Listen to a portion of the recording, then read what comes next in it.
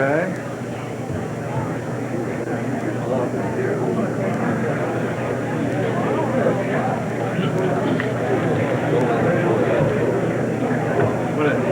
Try not.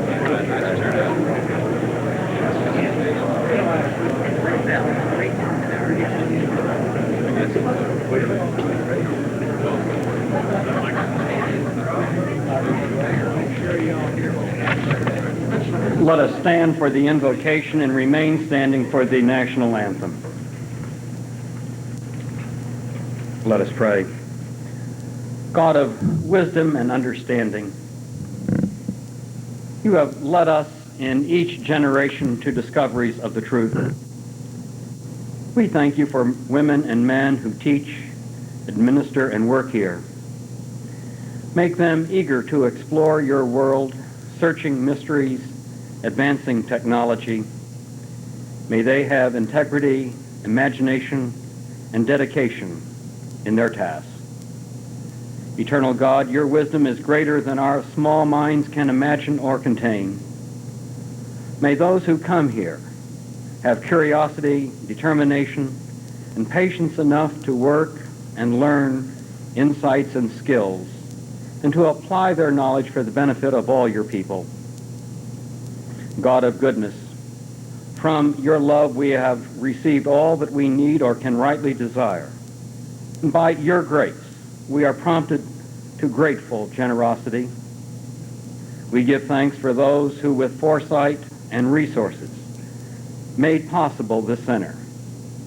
May its presence stand as a sign that we are not content with the past, but are eager to explore the future.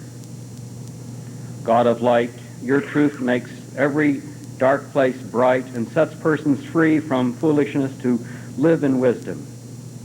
Build up this school so that persons may grow in understanding and knowledge.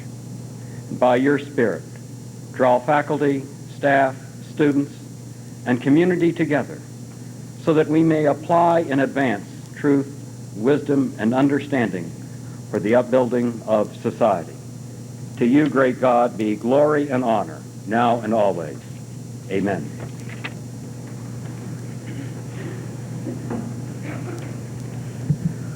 Oh, say, can you see by the dawn's early light what so proudly we hailed at the twilight's last gleaming, whose broad stripes and bright stars through the perilous fight gild the ramparts we watched were so gallantly streaming, and the rockets we clear, the bombs bursting in air, gave proof through the night that our flag was still there. Oh, say, does that star-spangled banner yet wave o'er the land of the free and the home of the brave?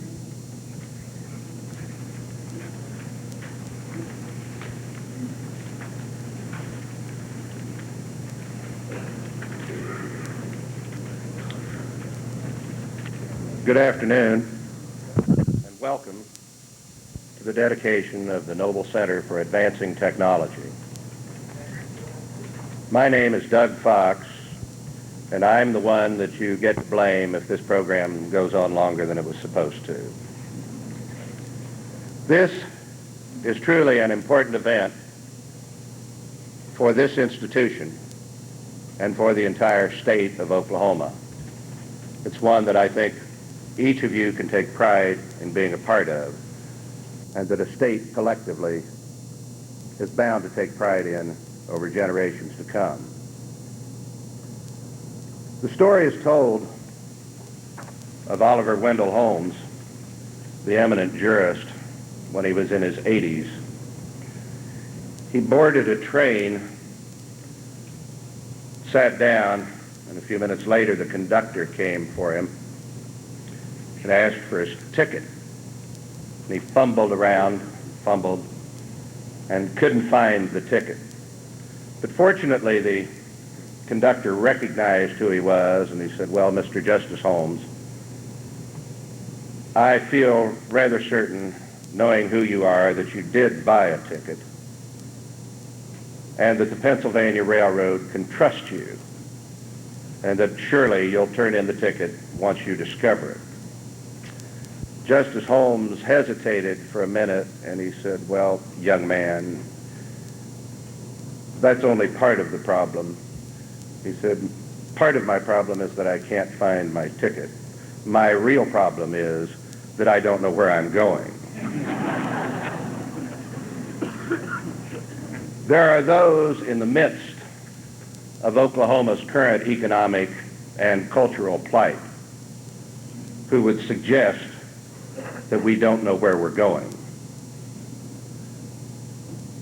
But as one observer of the Oklahoma educational scene, I am here to attest to the fact that you are participating today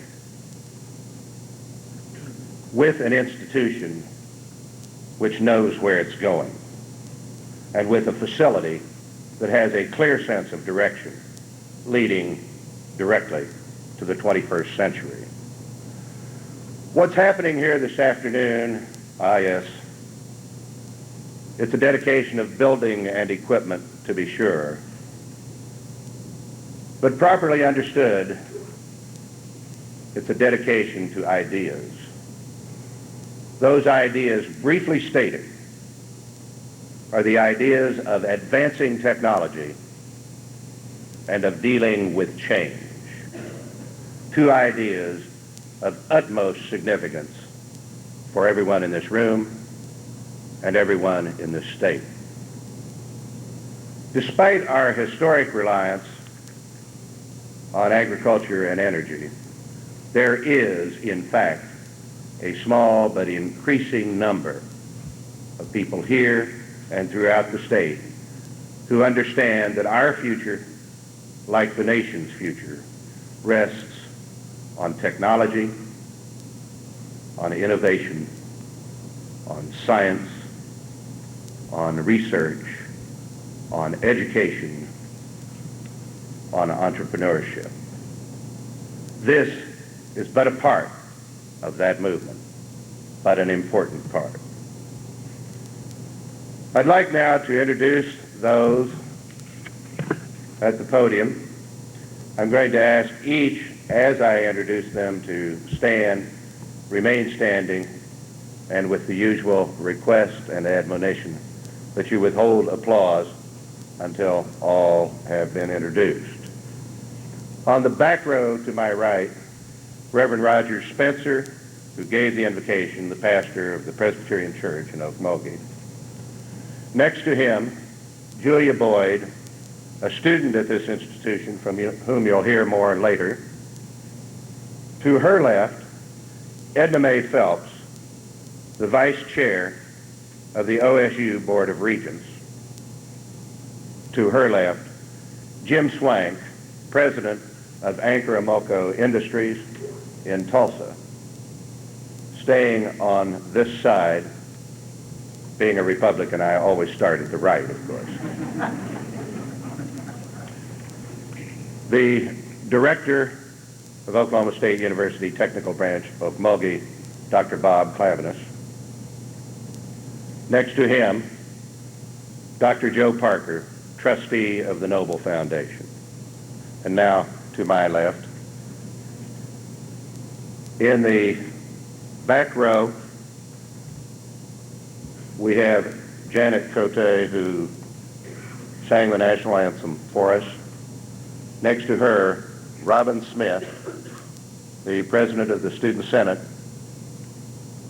Next to him, Mr. Carlisle Mabry, the mayor of Okmulgee.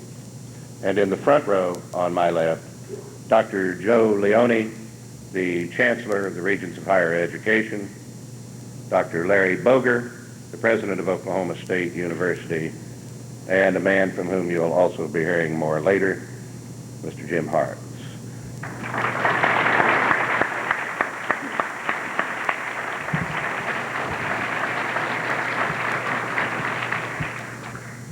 And if I got fewer than 3 names wrong, that's ahead of my average for this kind of an event.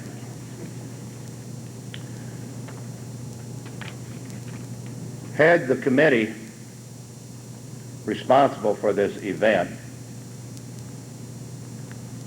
toured or scoured the world for a speaker for this event, they could not have done better than they did in the selection of our principal speaker today. Mr. Jim Hartz, Chief Correspondent for Innovation, Public Television Series dealing with health, science, and technology, is an Oklahoman, a Tulsan to be sure, who was in Tulsa as a television anchor until sometime in the mid-60s and left for fame and fortune elsewhere. Jim first gained national attention in 1974 when, at the ripe old age of 34, he was chosen to succeed Frank McGee as the co-host on the Today Show with another very inconspicuous American, Barbara Walters. The search for Jim then, much like for this presentation today, was billed as the biggest talent hunt since Scarlett O'Hara. I don't know where the similarities go in that regard. Jim is a winner of 3, count 'em, 3 Emmys. He served as NBC TV anchor at the time of Neil Armstrong's landing on the moon. His career has gone from Tulsa to the moon and back to northeastern Oklahoma. He presently co-hosts the PBS series Over Easy, which by a strange coincidence has also been nominated for an Emmy. Talented, gifted, dedicated, visionary, with roots in Oklahoma. What more can an introducer say about a man of Jim Hart's stature? Welcome, Jim Hart.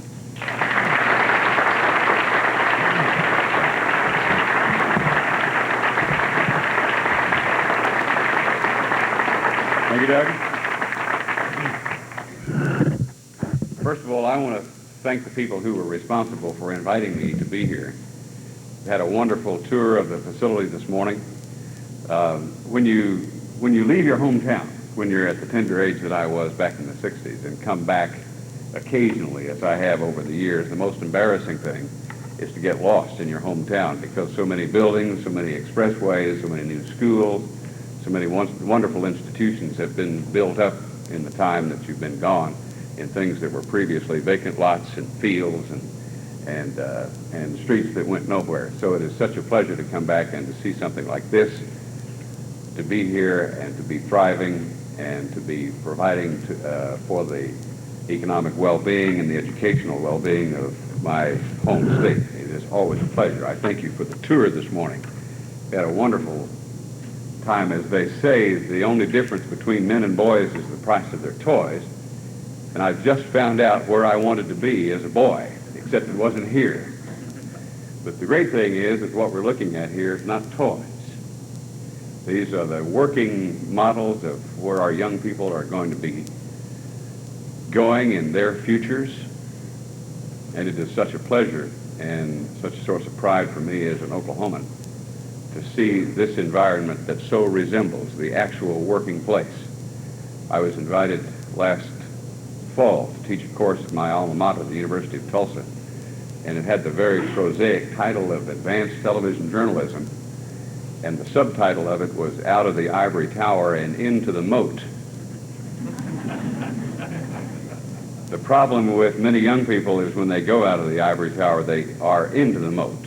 And the great thing about OSU Tech here is I think it is preparing them as well or better than any place that I have ever seen to jump into that moat and get across it and into the real world.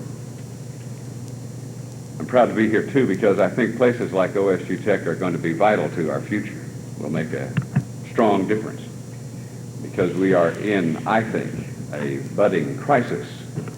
And the answer is not to turn back to simpler times. This crisis, I think, has been building for a long time. It really burst onto the public conscious this last fall,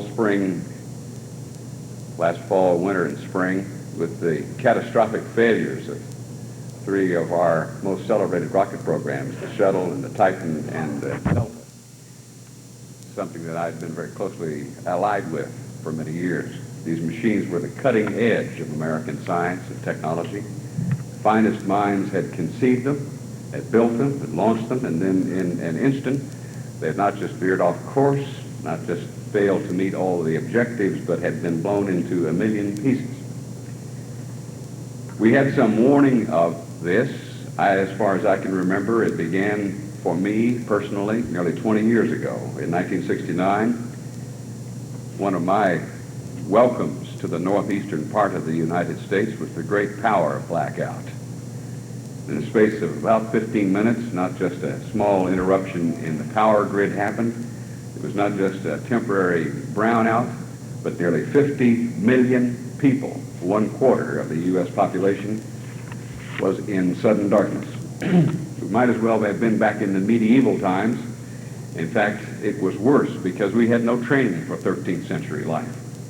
We had climbed to the top of a slippery pyramid and found suddenly that evening that there was no way to get down. But that's the way it is with technology often, because it often knocks out what was before and replaces it with something totally new.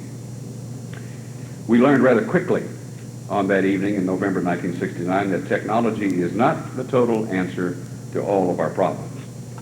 Then, as now, we had neglected, I think, one vital ingredient that is the recipe for assured success. That one thing is the hardest to see when we are surrounded with reams of computer printouts. The one thing that often gets lost in the data. The one thing that a passion for speed is guaranteed to kill.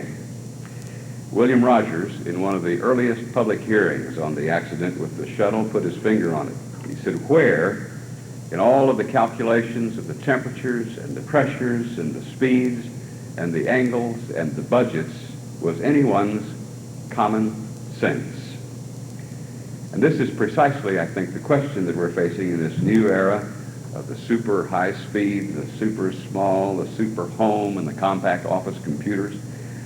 The question is thus in two parts, and I would use computers as a symbol for many of the things that we are here in this new machine age, what is probably the third industrial revolution that we've gone through.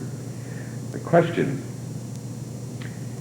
is, what do we do with them? Because the machines have to do more than run. And what are we going to do without them when they don't run, because at one time or another they will not run?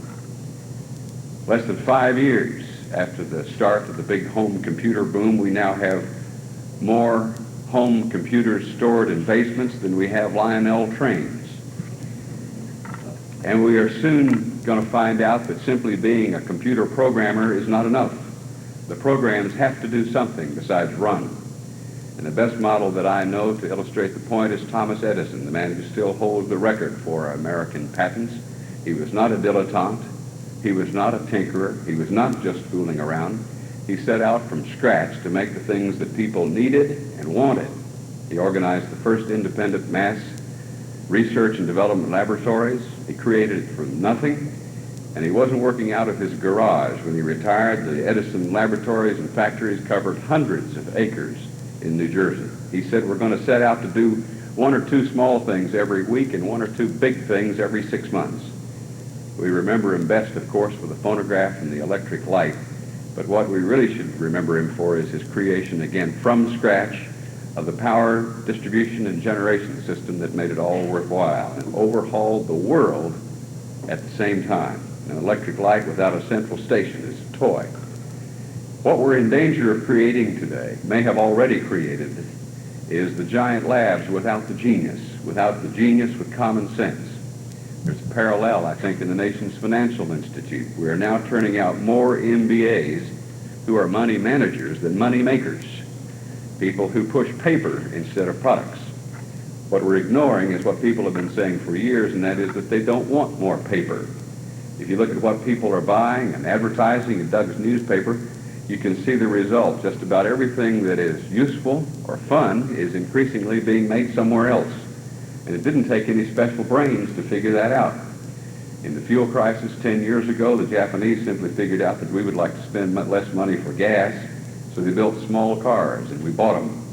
And next they asked, would Americans simply like to have a car that was nice looking, ran well, was dependable, and didn't fall apart? And we said yes, and so they built them. How about television sets that made pretty pictures and didn't need constant repairs? Yes, we bought them. How about video recorders that didn't need semi-trailer trucks to carry around, as I in my business? Yes, we bought them and still are at the rate of 10 million a month. How about little cameras like this that didn't require a college degree to operate? Yes, we bought them. Little radios that you could stick into your pocket and have hi-fi stereo in your ears that weighed 1 ounce. Yes, we bought them. And my favorite is Yamaha, motorcycle maker that now makes concert grand pianos. The problem I think we're facing in America is that more and more we're making things that people don't want. And it's not just the Japanese that are stealing our march. The French, who've always made nice perfume and cooked nice food, now build Mirage jet fighters and 200-mile-an-hour trains and jumbo jets, and for the moment they're the only Western nation that can get satellites into orbit. The Brazilians are making commuter aircraft that outsell and undersell America. The Koreans build super tankers. Mexico makes Fords. Germany makes luxury cars that combine performance and durability. You don't have to look very far to find a dramatic example to illustrate this point, and it's something I've been deeply involved in because on innovation we're now going to take a look at the Industrial Revolution with modern television technology. It was just a little over 100 years ago that England was the richest nation on earth. It had single-handedly invented the Industrial Revolution. In the early 19th century, they made everything, they sold everything, and they shipped everything. But there was this little upstart United States over here that started slicing into England's monopoly of invention and machinery and finally, most importantly, ideas. In a few short years, we were making the products that people wanted, and we were making them cheaper and better. It was called the American System of Manufacture, and it startled the English in 1851. So the next time you start bashing Japan, don't get too violent because they learned their lessons from us right here. We wrote the textbook on industrial might and efficiency, and we began it more than a century ago. But the important lesson is, I think, that we didn't do it all at once or overnight. We did it piecemeal by making products that people wanted and needed. The same thing that's happening to us right now. Britain conceded to us one product after another. Everett Dirksen, a few years ago, was one of the most colorful Senate figures we've ever had in at least in my lifetime. He said one time about politics and about these grand things that happen to us on global scale. He says, it's like cooked frog. He said, you take a frog and put him in a pot of boiling water and his reflexes are so good he'll jump out. But he said, you take that same frog and put him in a pot of cold water and you turn the heat up slow, he said, pretty soon you're going to have cooked frog. Well, I don't know about you, but I can feel the water getting warm. But we don't have to end up cooked. There are many examples of American companies who have refused to budge in this battle. A little over a year ago, I was pleased to be involved in a program in New York with IBM, and at that time they were honoring many of the people who had brought out the IBM PC, which was a remarkable revolution for a company that size. And the young man who'd been in charge of developing the program was asked during that meeting why, for the first time, IBM had gone outside the company for design and for some hardware. And he said, we were on a fast track. under a lot of pressure because we were getting the pressure from Apple and Commodore and so on, and we were not going to concede to them. But IBM at that point was like a great elephant. It was so big and so hard to move. He said it was a little bit like trying to teach the elephant how to tap dance. But he said we did it, and the success of the IBM PC and all of the clones that have come after it has made IBM so happy. He said the problem with an elephant that learns how to tap dance is after it learns how to tap dance, it really likes to tap dance. So there's a new kind of pressure. We're at the point now where we need men and women in our society who like to see elephants dance. People who not only understand this new industrial revolution that we're involved in, but know what to do with it. And the answers should come from places like OSU Tech here in Okmulgee. For one thing, electronics and this revolution, the one thing that's done for us is it has made distance and location no longer relevant. Okmulgee, Oklahoma can just as well be the center of the universe as Silicon Valley, California, or New York, or Tokyo, or Washington, D.C. The world is wired. We have very nearly achieved what Marshall McLuhan was talking about a generation ago, the global village. The time is here when we can instantaneously talk with or exchange data with nearly anyone, anywhere on the face of the earth. And the question is whether we have anything to say. McLuhan said the medium is the message, and by that he meant that the technology itself was so overarching and so overwhelming that whatever we did with it would be overshadowed by it. And in some cases he has been right. And the last big popular communications revolution that we had indicates to my mind that we may be in trouble. Almost overnight, a few years ago, it seems that everybody, cars and trucks all over America, got CB radios. And all we ever heard was Breaker 19, good buddy, where is Smokey Bear?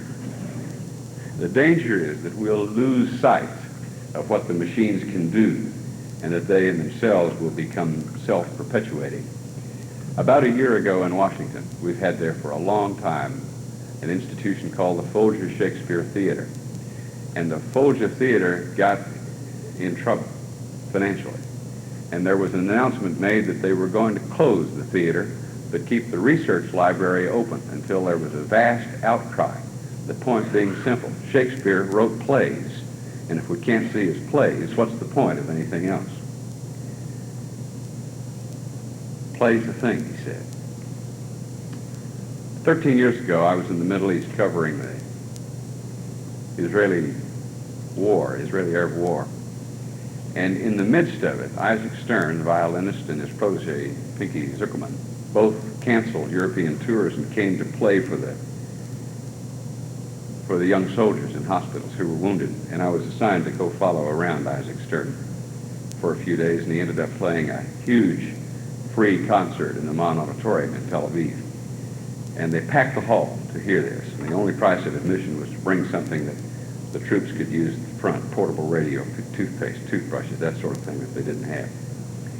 And in the course of the concert, I asked one of the people in the audience, I said, why are you doing this right in the middle of a war, taking time out to come and listen to a concert? You know, one line, he said, this is our culture. This is what we're fighting for, and we don't give it up now. What I'm saying is that I don't think people will march in a parade very long that's led with a banner that's just emblazed data processing. There has to be some end result to processing that data. We must dazzle our audience with more than just our footwork. It's true that policy is often determined by the ups and downs of the marketplace, and no one knows that better than the people who live here in the oil patch. And that's why I echo what Doug says. I think what's happening here at Oklahoma Tech is so encouraging, that this is truly a place of learning that can produce men and women for all seasons and for all jobs. What needs to be understood, though, is the increasingly complex nature of the technological world that we do live in, the interlocking nature of technology, and how so often it depends on mundane matters that have nothing whatsoever to do with theoretical calculations. The shuttle fell apart because of bad putty and a loose joint. The Delta had a short circuit in its battery, and the Titan had a bad fuel pump. There is no bending the laws of physics, and if you break one, there's no appeal from a conviction. There are few judgment calls in technology. Most of the decisions are either right or wrong. And because of that, technology needs tender, loving care. It's not like the simpler times when you just planted the crops and prayed for rain. Our unrelenting march toward universal understanding has put us all squarely in charge of our own futures and our own destinies. Because we have so much at stake, institutions like Oklahoma State Tech need the nurturing of the community.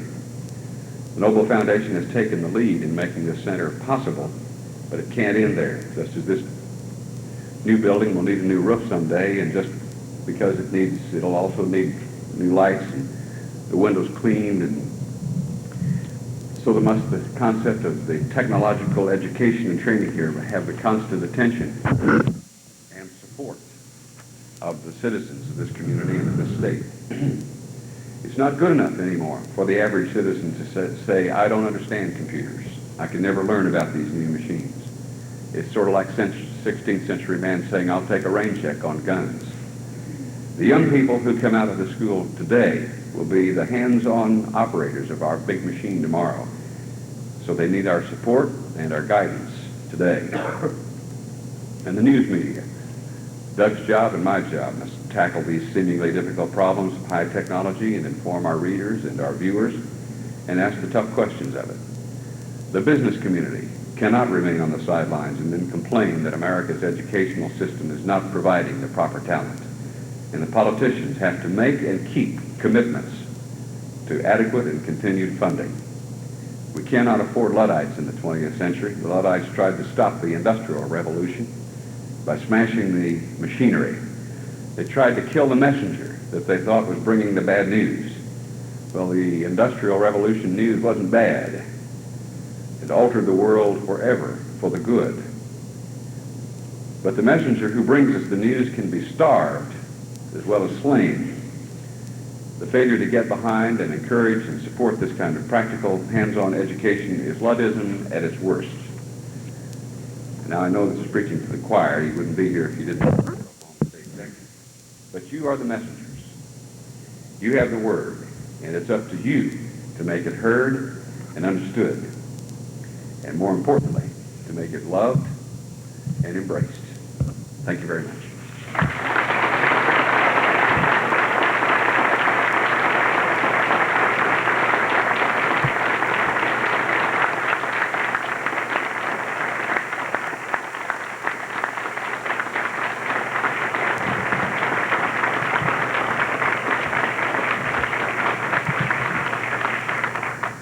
Was he a wonderful choice, or wasn't he? Great.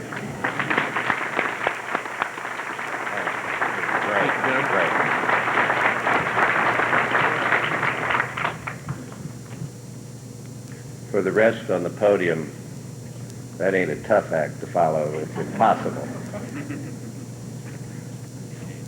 The word foundation, like the word corporation, is generally viewed as a very impersonal one in Oklahoma and elsewhere. To most of us, if we're honest, the word foundation is roughly synonymous with the term money. Oklahoma's been blessed with a number of foundations that have provided not only money, but vision, direction, and leadership to our state. None has done more than the Noble Foundation. Properly understood, the role of the trustees of a foundation isn't simply writing checks. That's too easy. What they really have to do is endorse ideas, endorse concepts, endorse movement, endorse direction, and establish priorities for the communities and the states that they serve. We are blessed to have this dedication and this facility. We're blessed not only this branch of OSU, but this state to have the Noble Foundation. On behalf of the Noble Foundation, I present Dr. Joe Parker, the chairman of Anchor Industries in Tulsa.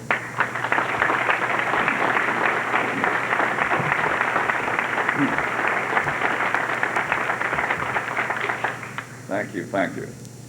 It's a pleasure to be here and see this building. I get rather emotional. That's probably old age. But it's a first-class job, and the people involved in the design and building of this building should be complimented. And I know that we in the Noble Foundation appreciate all the work and realize the magnitude of the job. We are proud to be a part of this operation. We look forward to more of it. The foundation, for your interest, was formed by Lord Noble in honor of his father, Samuel Roberts Noble, in 1945. Lord died young, 1950, at the age of 53, and the bulk of his fortune went into the foundation. This was in the form of stock in Noble Drilling and Samadan Oil. This grew from the recorded sum of that time of $9 million. It is now $300 million in the last year. And we do work primarily in agriculture, for which the original foundation was formed, and biomedical research.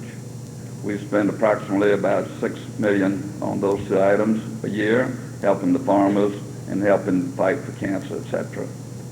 And we give away approximately $10 million to what we think are the best causes. And I think this is probably the best cause we have had.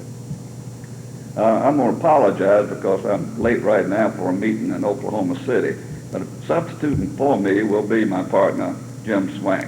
It was through him that the interest in the Noble came to this building, and I really think he should be the head. Thank you.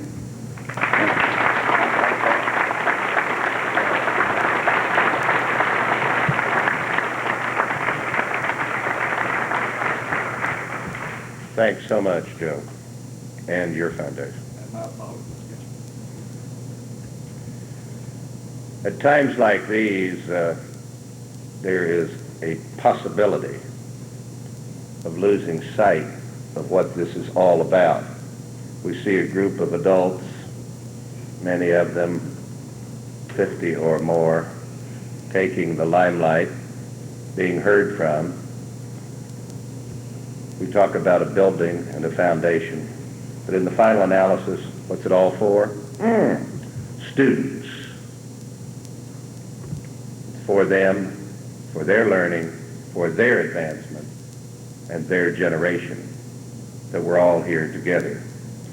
We're going to hear now from Julia Boyd, who is a Noble Foundation Scholarship recipient from Idabel, Oklahoma, who is here majoring in marketing and management. Let's hear it for Julia and the students.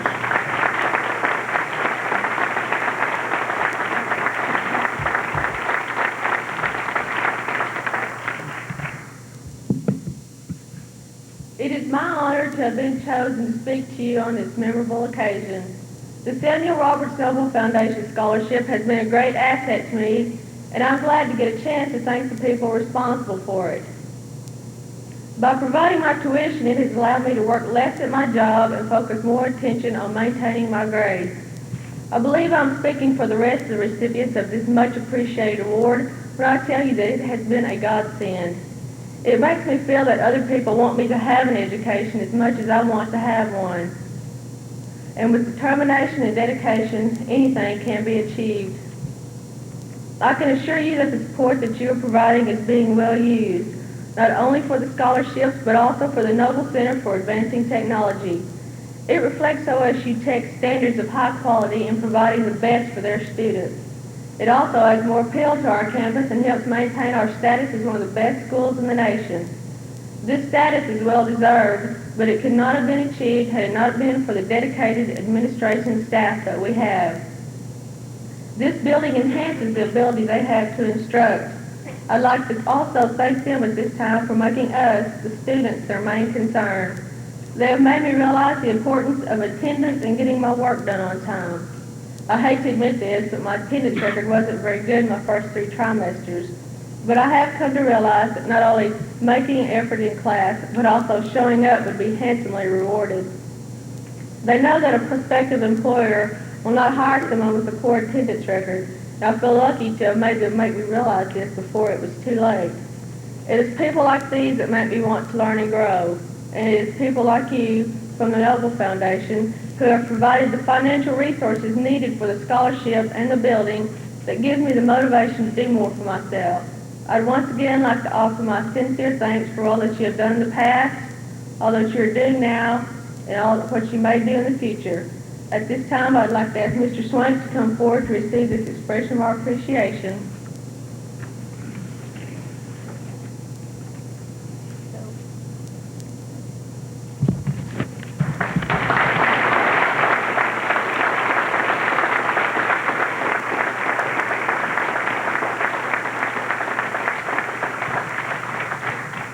Well done, Julia. My knowledge and association with this institution really doesn't go back very far to any real degree. It's only been 2.5 years. But during that time, I have gained a real appreciation for what's going on here, what's being prepared for the future. Who was it, Goethe, who said that all institutions are the shadow of one great man? I think what is happening here, with all due respect to everything that came before it, is very much the product of the shadow of one great educator. I'm proud to introduce Dr. Robert Clavinus, the director of this institution.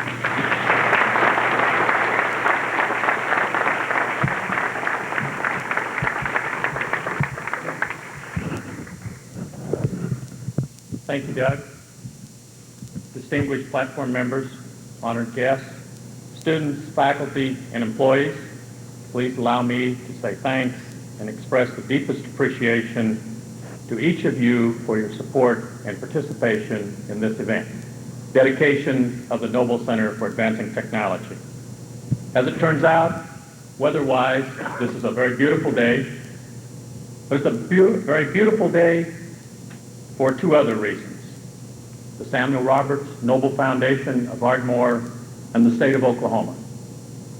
In 1982, the Noble Foundation issued a $1 million challenge grant for construction of an advancing technology center at Oklahoma State University Technical Branch, Okmulgee. The state met that challenge head on, matched the $1 million from the Noble Foundation, and today we are celebrating the results of this joint effort. Without question, the current economic times are times of significant challenges to Oklahomans. And in times of economic constraints, we often find ourselves spending so much of our energy on the constraints, we forget to keep all of the positive happenings in perspective. I want to share a few positive activities that have taken place at OSU Tech during the past couple of years. We are nearing construction completion of 2 new single-student housing units. One unit, Hannigan Hall, is completed and occupied, and the second unit will be ready for occupancy this fall. Each of these units carried a $1 million price tag, and the funds were provided from private sources, largely from this community and county. During the past 18 months, we have been working toward the establishment of an outdoor industrial park. Progress has been good, but we've just started. But already we have over $1 million worth of instructional equipment donated to that park. And many positive curriculum changes have taken place. Most notable has been the implementation of multidisciplinary approach to expensive computer-intensive operations. Another recent donation of an IBM 4341 mainframe system to enhance our computer-based operations. This mainframe served as the backbone for winning approval of a $600,000 grant, word we just received from the United States Office of Education, to assist us in further development of computer-aided instruction. Last spring, OSU Tech was granted continuing accreditation by the North Central Association. I could go on and list many other things, but hopefully I've made my point. But I firmly believe that the key to success in good times or more challenging times is just to work hard, work smarter, and manage better, and you can make good things happen if you believe that good things will happen. Because times will be better in Oklahoma, and when they are, we will be ready to fill the gaps in a quality way at OSU Tech. OSU Tech did not come into existence until 1946. The institution will be 40 years young this fall. Everything we started with was military surplus. There's still some military surplus on this campus, but not much. In a few years, there will be none. We've graduated over 25,000 students. Nearly 35,000 other students have attended and participated in some type of education here. I believe you and I would agree that OSU Tech has accomplished a great deal as a higher education institution devoted to two-year technical occupation education during the last 40 years. The Noble Center for Advancing Technology, facility, and programs represent our springboard to the future. OSU Tech is preparing students to enter the 21st century. This institution's type of educational preparation is a major key for America's growth and development during the 21st century. Our mission is preparation for employment in technical occupation fields of work. The technical occupation fields of work represent the backbone of the nation's workforce. This institution contributes heavily to that backbone in Oklahoma and the Southwest. The Noble Center for Advancing Technology is the key to instructional growth and development on this campus. Our next goal is to add the 8,000 square feet of space deleted in the original plan because we only had so many dollars to go so far. And our master plan, as currently approved by the Oklahoma State Regents for Higher Education, allows for a phase two. Phase two allows for an additional 21,600 square feet with an estimated cost of $1,500,000. The future is exciting, it's challenging, and it's bright. And this institution will achieve its goals, only a few of which I've just discussed. Thank you.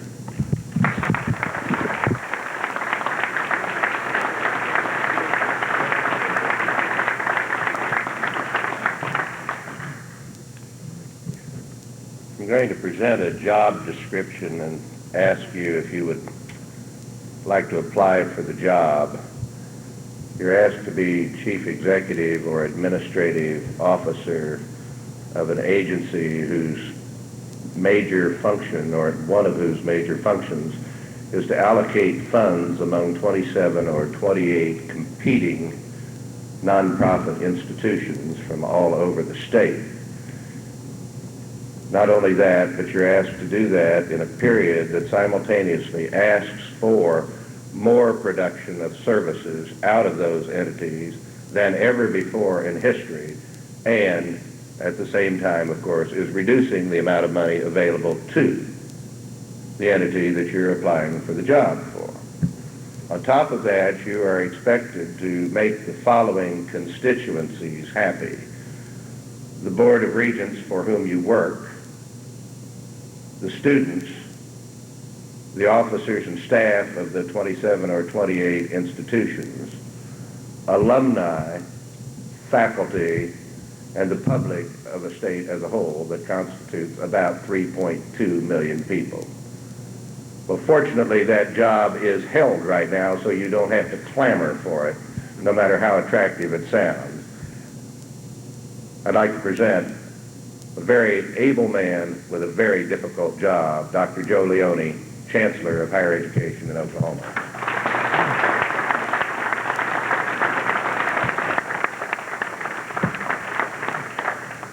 Thank you, Chairman Fox, President Boger, platform guests, and ladies and gentlemen. As I listen to the various speakers here talk about advancing technology in the world that not only we live in now, but the world we're going to live in, I think it indicates the importance of this kind of a facility, not for the facility itself, but what's going to take place in this facility.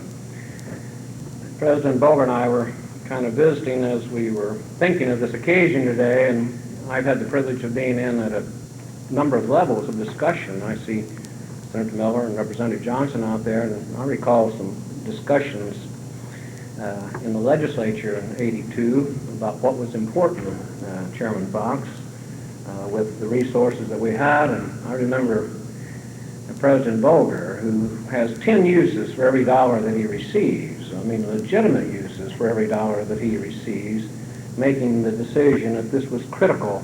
And then I see members of the A&M board, the Oklahoma State University board, and they have 20 places, I think, for every dollar that they receive. But all those decisions that I would want to report to you, I take my hat off to all these people. President Boger leaned over and said, that was a good decision. And he's right. That was a good decision. Let me make a few remarks, and let me start by saying that knowledge is power, as Francis Bacon wrote in 1597. And more recently, Peter Drucker was stated that information is now America's dominant resource. The quality of life in our communities and our leadership in the world depend on our education for citizenship, on how many of us are educated for the new knowledge environment in which we live, and how demanding, relevant, continuous, and broad that learning is. Whatever the individual purpose for coming to this institution or going to any college or university, the social contacts in American higher education is clear enough. Colleges and universities are the means of making achievement possible for all groups. In a society of increasing information richness, the content of many, perhaps most jobs, a generation hence, is unknowable today. Already a decade ago, the U.S. Department of Labor projected that by the year 2000, two-thirds of the 1974 kindergarten students would be filling jobs which did not exist at that date, jobs that we didn't even know anything about. In 1970, Howard Boland, a person that we put a great deal of faith in his comments and statements, he indicated that there still seems to be a good guess in the 1980s that 2 centuries of history had revealed no secular trend toward greater unemployment as technology advances. There is no finite amount of work to be divided up among a given number of workers. Work, along with capital, expands with our capacity to use what is new in new ways for new purposes. The United States did not get to be a great nation by redoing in each generation what it used to do well. It got there by constantly thinking of new things to do, like linking computers to telecommunications. The fusion of computers and telecommunications and the development of biotechnology is the basis for a legion of new activities, new things to do, new jobs on Earth, in the ocean, and outer space. The number and quality of jobs will be a function not of physical constraints, but of the human imagination. In closing, 2 predictions that I'll paraphrase from Harlan Cleveland, and I would assign a high value on these. First, people who do not educate themselves and keep re-educating themselves to participate in the new knowledge environment will be the peasants of the information society. And second, societies that do not give all their people an opportunity for relevant education, as well as an opportunity to fine-tune their knowledge and their insights, will be left in the jet stream of history by those that do. I think we must continue the developments that I think is symbolized here by this ceremony here today. And on behalf of the State Regents for Higher Education, I congratulate all of you in the audience, and especially the Oklahoma State University family, for this outstanding achievement. Thank you.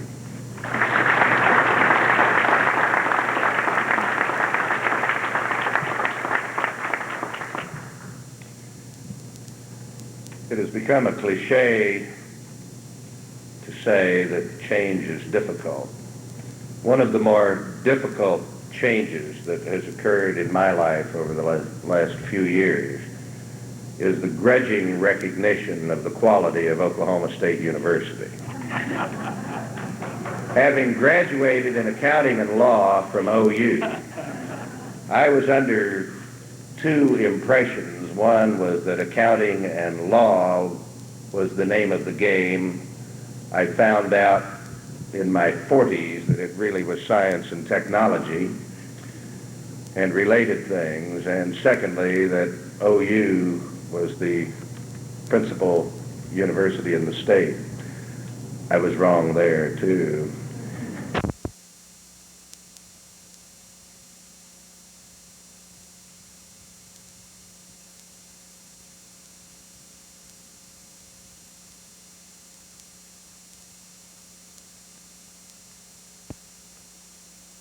The leader of that institution is not one whose picture is on the front pages every couple of days.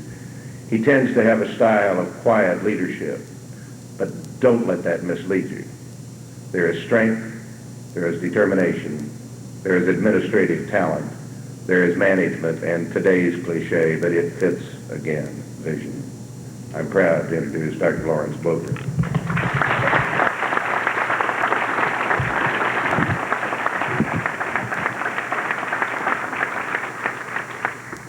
Thank you, Doug. I can't help but smile as I come forward after an introduction like that. Confessions are good for the soul. I'm glad you feel that way. He said confessions are good for the soul.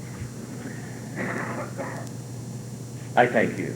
And I thank you, Jim Hartz, for that most appropriate and eloquent presentation. It fits so beautifully with the objectives of all of us who've had any part to do with the development of this institution, laying the foundation for where we want to go. And those words coming from a person of your stature adds immeasurably to this day. So I thank you. Also want to thank all of you for your presence here. I well remember Wayne Miller calling on me, announcing that he had $1 million committed. The grant was $1.5 million. The other $500,000 in scholarships that Julie talked about. But the $1 million required matching. And Wayne's idea of matching was $2 million for that $1 million. You understand Wayne Miller, don't you? I said, Wayne, you know, I'm for you, but it can only be $1 million, and that means we have to squeeze a lot. And I'm guessing that that's what he thought he would get. But then he planned this set of facilities, and when the estimates came in, he called on me and indicated that isn't there another $500,000 or so laying around so we could finish that other, what was it, about 8,000 square feet. And I said, Wayne, I'm sorry. By that time, the cash flow shortfall had hit, and we just had run out of money. But it's a good day for you folks, I know.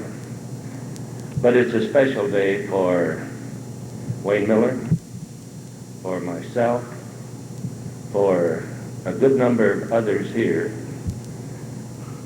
for Bob Clevenish, who's had the opportunity to fit program to facilities. And that combination is really going to make a difference.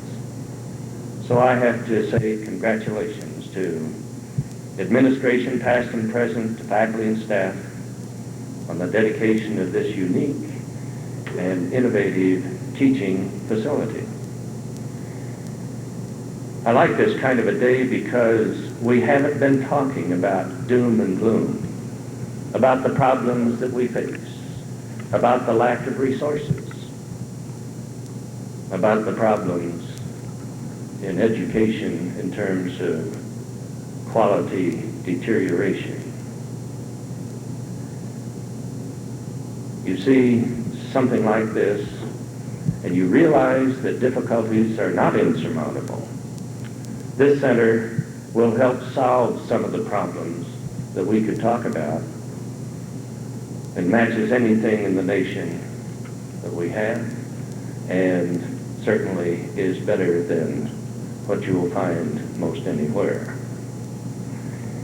The name Advancing Technology means that the center is as current as today's technology, yet remains flexible enough to accommodate rapid technological change. The center is multidisciplinary, built to serve all students. That was impressive to me as I took the tour and listened to a description of the activities actually taking place in many of the classrooms and laboratories. The center is cost-effective, maximizes the sharing of resources. The center allows the institution to expand its external education links. These are real facts.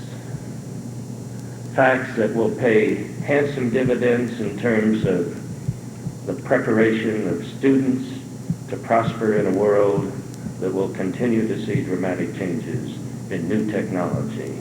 And hopefully we're talking about technology for a purpose, as Jim Hartz so eloquently stated. By preparing the students, of course, the center will provide the state with a highly skilled workforce, and that will attract industry. And in fact, the Joint Economic Committee of Congress sampled 700 high-tech firms and concluded that availability of a skilled workforce was the highest rated factor which influenced these firms on where to locate. Yes, this facility will definitely attract students and make Oklahoma more attractive. It's a credit to all those involved, and especially the Noble Foundation that provided that seed money. The planning for the center actually began in 1980, long before many people felt the need for a push on economic diversification. And the foundation has always been a key force for innovation and for educational excellence. And perhaps it's appropriate that the Noble Foundation is so prominent in this move. The wealth produced from Oklahoma's basic economic sectors is put back into the state and now enables a push for a new generation of industries that will keep the state of Oklahoma prosperous. At Oklahoma State University in Stillwater, another Noble Center for Agriculture and Renewable Natural Resources is rising out of the ground. Again, another innovation that will keep Oklahoma one step ahead of the competition. Yes, we have to recognize that Oklahoma has economic problems, yet we have to be careful not to get lost in our problems and caught up in the doom and gloom syndrome. Rather, we must put our energies into solutions. That's what the Noble Foundation is doing, and that is what we are doing here today. Our philosophy at Oklahoma State University will continue to be that we don't dwell on problems, we work on solutions.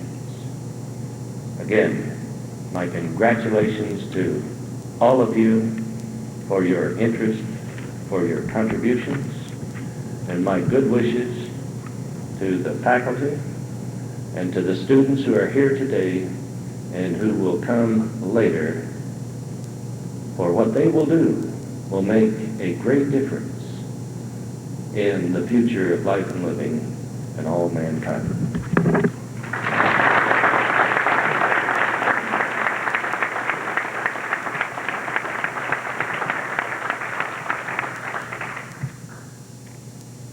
once again we come around to that not quite forgotten minority, the students. We're now going to hear from Robin Smith, who's the president of the Student Senate of OSU Technical Branch. Robin.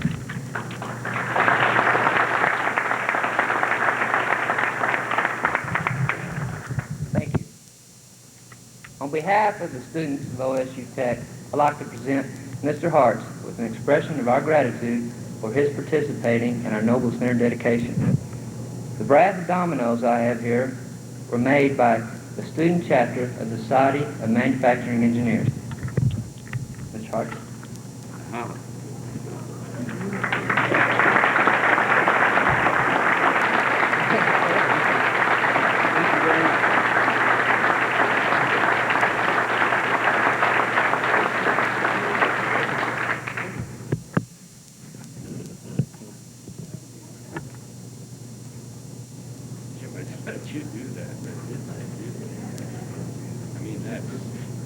That may be real gold.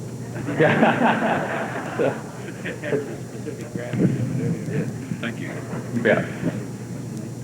Just a couple announcements, and one that I wanted to share with you was about the program Advancing Technology, the Dynamics of Change.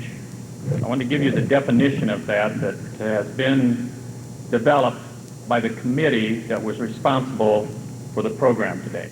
The definition is goes as follows: a comprehensive institutional program of planned events and activities to be initiated with the official dedication of the Noble Center for Advancing Technology and to continue through the OSU Centennial Decade of 1990. The program is underway. The dedication of this facility was the kickoff. The program has many other objectives which we will continue during the coming months and years. We are excited about the future and the technological exploration and development which will take place in the coming years. And we hope each of you will have many opportunities to return to this institution as we move forward. And I wish to take this opportunity to thank our distinguished platform members, honored guests, students and faculty, and employees for your commitment to this institution. After the closing remarks by our Master of Ceremonies, the platform members will gather at the time capsule to my right and deposit their comments or some other appropriate recognition to be looked at some appropriate time in the future. Thank you.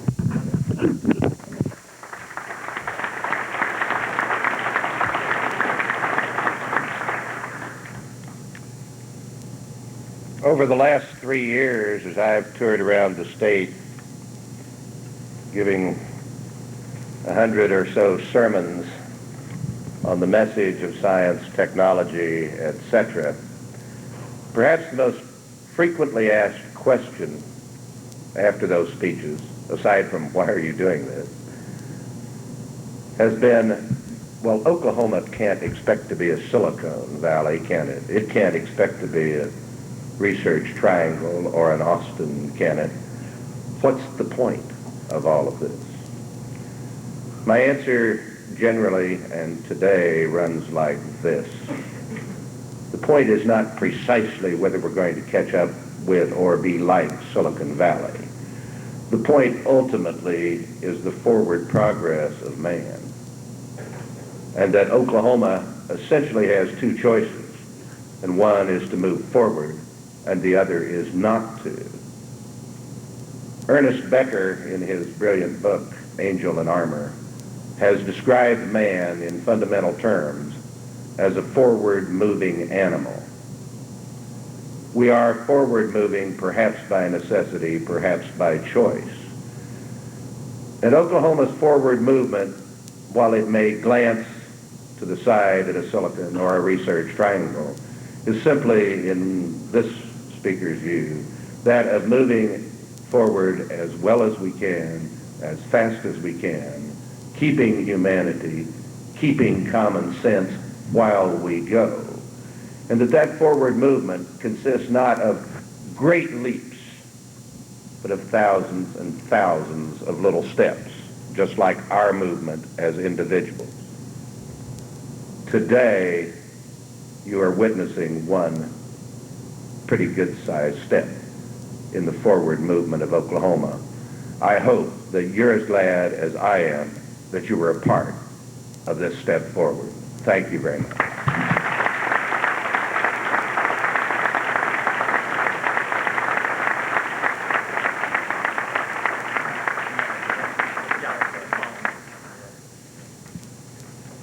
We're going to the time capsule, and they're going to put some of us in it.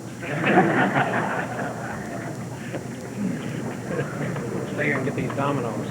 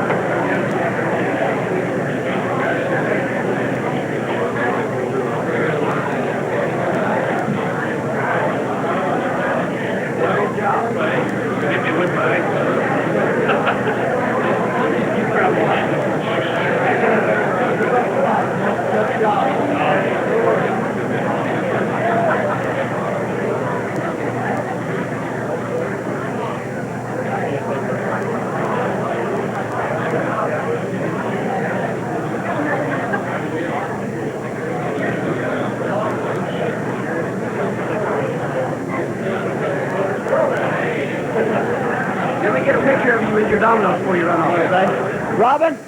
Robin?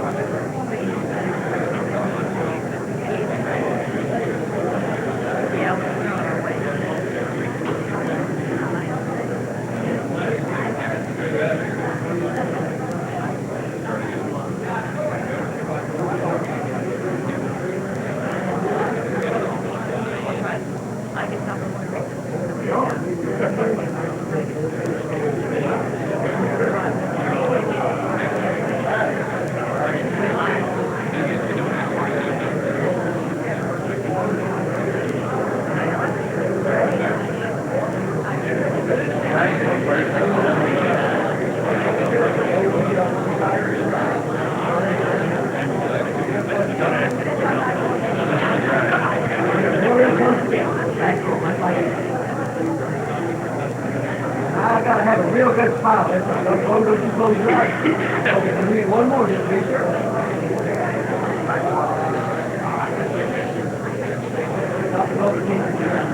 Well,